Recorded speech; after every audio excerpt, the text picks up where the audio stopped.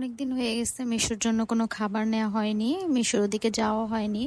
তার মধ্যে আমার মাঝখানে মিশু ২ দিন বাসায় ছিল।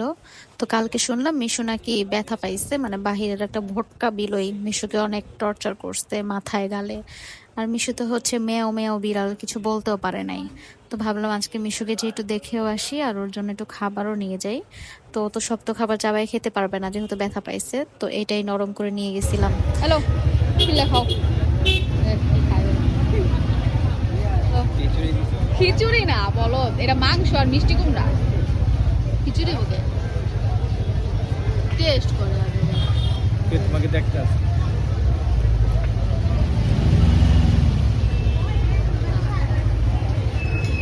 হ্যাঁ মিশু, এমন জব দিব না মিশু।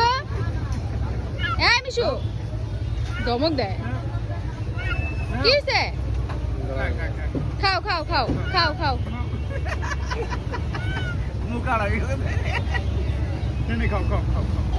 ব্যথা পাইছে, কি অবস্থা হয়েছে? আর যে কেমন কামাইছে যে ছাড়াই আনছি মাইরি আনছি এখানে নিয়ে খা খা খা মিশু ভালো লাগে না